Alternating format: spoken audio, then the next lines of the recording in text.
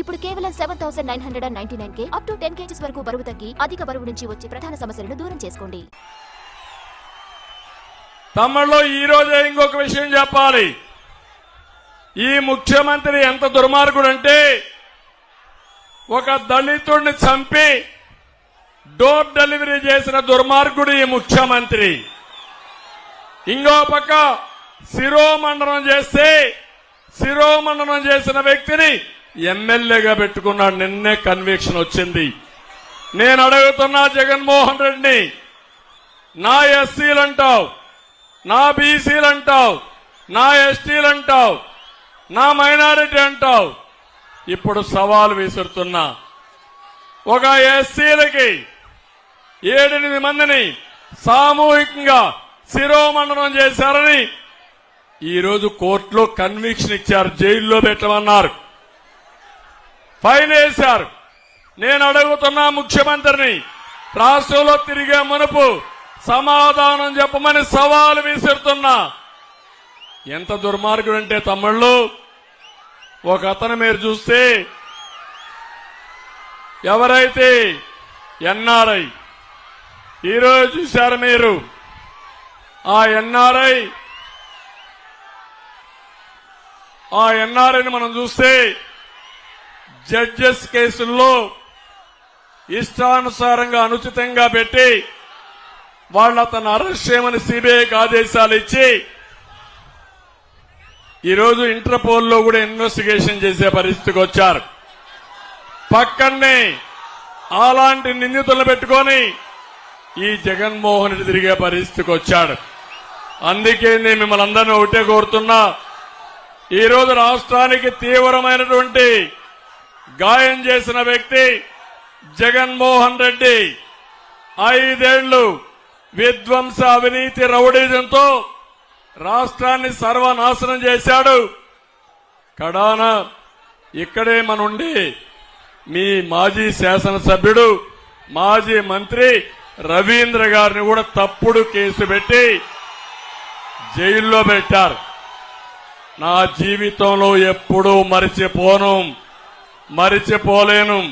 కబద్దార్, నీతుల నాని, గుర్తుపెట్టుకో, ఒక రోజున నీకు కూడా ఇదే జరుగుతుంది అని హెచ్చరిస్తున్నా. అయితే నేను ఈరోజు కోరేది, ఈ రాష్ట్రాన్ని బాగు చేసుకోవాలి, మళ్లీ ఘాటున పెట్టాలి. ఈరోజు నేను దారిలో వస్తా ఉంటే చూశాను, మేమిద్దరం వస్తా ఉంటే యువత అయితే 2 జెండాలు పట్టుకుని పోటీ పడి కేరింతలు, ఈలలు, ఉత్సాహంతో మీరు చేసేది చూస్తా ఉంటే నా జీవితంలో ఎప్పుడూ చూడని ఉత్సాహం ఈరోజు చూస్తున్నా. మా ఆడబిడ్డలు పిల్లల్ని సంకల్లో పెట్టుకొని డాన్సులు చేసే పరిస్థితికి వచ్చారు. ఇంకో పక్క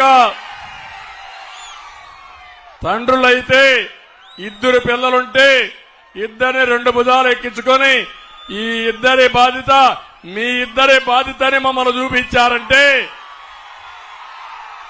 మా బాధ్యత పెరిగింది. మళ్లీ ఒకటి హామీ ఇస్తున్నా, ఈరోజు మేము సూపర్ 6 తీసుకొచ్చాం. ఇప్పుడే పవన్ కళ్యాణ్ గారు మాట్లాడుతూ సూపర్ 10 కాదు టాప్ 10 కూడా చేయాలని వారు చెప్పారు. అదే మరి గవర్నమెంట్ ఆఫ్ ఇండియా పెద్ద ఎత్తున ఈరోజు ఎలక్షన్ మేనిఫెస్టో కూడా తీసుకొచ్చారు. నేను ఒకటే మీకు హామీ ఇచ్చేది, ఈరోజు మీ అందరికీ మళ్లీ ఇక్కడ 2 అభ్యర్థులున్నారు. ఒకటి కొల్లు రవీంద్ర ఎమ్మెల్యేగా ఎన్నుకోండి. ఇంకో పక్క అనుభవం ఉండే వ్యక్తి, సమర్థవంతమైన వ్యక్తి ఎంపీగా ఎన్నుకోండి. నియోజకవర్గంలో తాగునీటి సమస్య ఉంది. ప్రతి ఇంటికి కొళ్ళాయి ద్వారా నీళ్లు ఇచ్చే బాధ్యత మాదని మీ అందరికీ హామీ ఇస్తున్నా. అక్వా రంగం నాశనం అయిపోయింది. ₹50 కరెంట్ ఇచ్చే బాధ్యత తీసుకుని అక్వా రంగాన్ని బాగు చేస్తాం. మత్స్యకారులకు హామీ ఇస్తున్నా 217 జీవోను రద్దు చేస్తాం.